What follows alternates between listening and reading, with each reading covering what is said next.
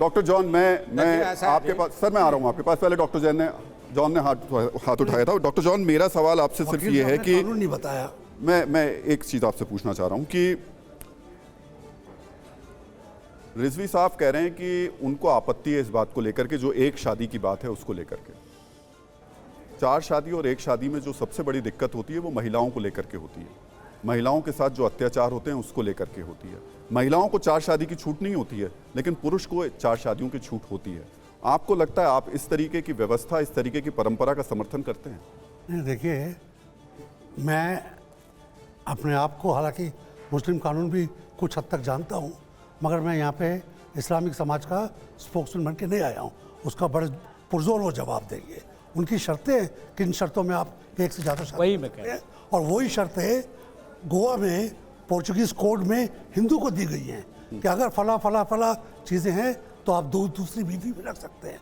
मुसलमान और ईसाई और सरदार नहीं रख सकते। यहाँ पर सर 2 बातें हैं। एक तो ये सिविल कानून है, क्रिमिनल कानून नहीं है। ये तभी तो एक सिविल होता है, एक क्रिमिनल होता है। और जैसे सर ने बताया, जब संविधान बन रहा था उसमें कुछ चीज़ें इमीडिएटली कानून बन गई थी, कुछ चीज़ें समझबूझ के ठंडे बस्ते में, जिसको आप जो गाइडिंग प्रिंसिपल्स कह सकते हैं, उनमें डाल दी गई थी किसी वजह से। नहीं तो आप कल एक राष्ट्रपति का ऑर्डर ला दीजिए कि जितनी चीज़ें उस ठंडे बस्ते में कल से कानून बन जाएगी, मेरे को मान्य है। मगर उसमें जो चीज़ें हैं, अगर सब चीज़ आप मानेंगे तो आप भी नहीं मानेंगे। मैं एक बात बता रहा हूँ, अगर आप कुछ मुद्दों को स्पेसिफिक बता पाएं, आपको जिन मुद्दों पर आपत्ति है, अगर आप वो मुद्दे थोड़े से बता पाएं तो और क्लियरिटी हो पाएगी, हम जवाब ले पाएंगे। थोड़ा पॉइंटर्स के साथ बता पाएं। अच्छा, 3 चीजें मांगता हूं मैं जी। हिंदू अनडिवाइडेड फैमिली का जो अधिकार है, जो टैक्सेशन बेनिफिट्स है, तो इस कानून के इकोनॉमिक बेनिफिट्स हैं, वो हमको दीजिए आप। दूसरी बात, और वो हमको नहीं, सिर्फ मेरे को नहीं, सबों को दीजिए आप। बिल्कुल सही। दूसरी बात, इसके अंदर आप ठीक कह रहे हैं, महिला का अधिकार सबसे अहम होना चाहिए। मैं एक बेटी का बाप हूँ और एक पुत्र का बाप हूँ।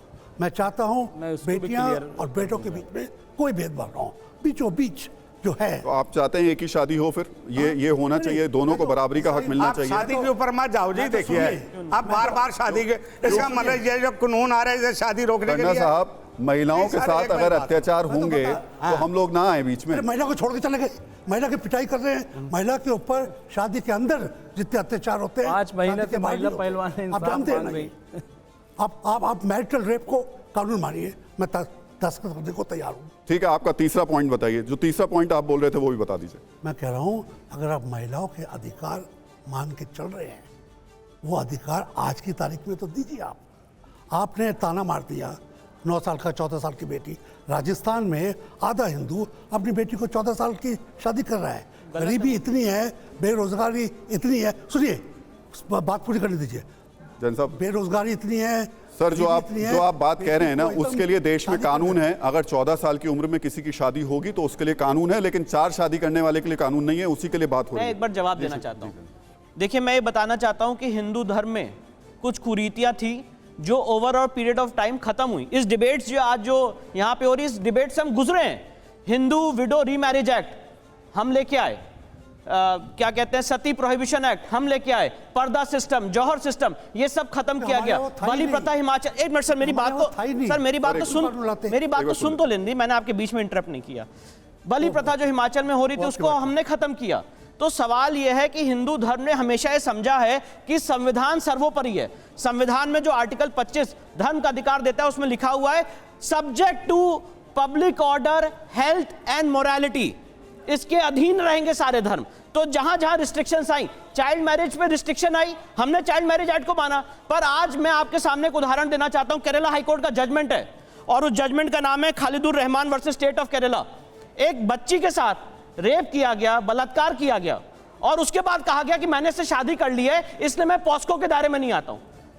पॉस्को एक्ट जो सबसे सीरियस ऑफेंस है, पॉस्को एक्ट 2013 सबसे सीरियस ऑफेंस है, आप कहते हो वो हमारे पे लागू नहीं होता है क्योंकि हम तो उससे कम एज में शादी कर सकते हैं। तो यहां पे केरला हाईकोर्ट ने कहा कि नहीं, पॉस्को एक्ट मुस्लिम समाज के ऊपर लागू होता है और शरिया एक्ट प्रिवेल नहीं करेगा, पॉस्को एक्ट प्रिवेल करेगा। आराम से तो सवाल ये है, इशू ये है, यहाँ पे सबसे इंपॉर्टेंट इशू ये है कि नंबर ऑफ मैरिजेस और एज ऑफ मैरिज, इसमें यूनिफॉर्मिटी आना बहुत जरूरी है। मैंने सुप्रीम कोर्ट में पीआईएल फाइल की, जिसमें 5 जजेस बेंच ऑफ सुप्रीम कोर्ट ने नोटिस जारी किया है सेक्शन 494 की कॉन्स्टिट्यूशनल वैलिडिटी को चैलेंज करते हुए। तो ये दो जो है सबसे क्रूशियल ग्राउंड्स हैं। साथ साथ मैं एक और उदाहरण देना चाहता हूं, जहां तक क्रिश्चियन समाज का बात आती है, जो इंडियन डाइवोर्स एक्ट है उसमें एक प्रोविजन है कि अगर आप कोई क्रिश्चियन डाइवोर्स चाहता है तो 2 साल का वेटिंग पीरियड रहेगा। तो यहां पे ये लॉ कमीशन ने डिस्कस भी किया था। तो यूनिफॉर्म सिविल कोड यहां पे सिर्फ ऐसे ना लिया जाए कि सिर्फ एक समाज के खिलाफ है, सारे समाज के सारे धर्मों में, including schedule tribe, including Hindus, जो जो इश्यूज हैं सब पे डिस्कशन होगा और उसके बाद एक मसौदा तैयार किया जाए। रिजवी साहब, लेकिन सवाल आज जो सबसे ज्यादा उठ रहा है वो मुस्लिम समाज को लेकर के ही खड़ा हो रहा है। सर, मैं आऊंगा सर आपके पास में। मैंने आपको आपसे जवाब ले लिया डॉक्टर जॉन, हमें एक एक करके लेना होगा, हमें एक एक करके लेना होगा। में तो बात खत्म हो जानी थी। टोक सकता हूँ क्योंकि यहाँ की जो ऑडियंस है उसमें मेरे को कोई सरदार नहीं दिख रहा, मेरा ख्याल है कोई मुस्लिम नहीं दिख रहा, शायद कोई हिंदू भी ना हो। सर आप देख नहीं पा रहे हैं, मेरे पीछे ही बैठे हुए हैं। अच्छा, वो तो इनके साथ आए थे तो ये यहाँ पर जब ताली बजाते हैं सबों के लिए बराबर बजाइए, नहीं तो ऐसा लगेगा कि स्टूडियो एक पोजीशन ले रहा है जो आप नहीं ले रहे हैं। आप सबों को बराबर का मौका। डॉक्टर जॉन, हमने किसी को कह के नहीं बुलाया है, लोग अपनी मर्जी से तालियां बजा रहे हैं। जिसकी बात अच्छी लगेगी उसको बजाएंगे, जिसकी नहीं लगेगी यही रहा राहुल जी,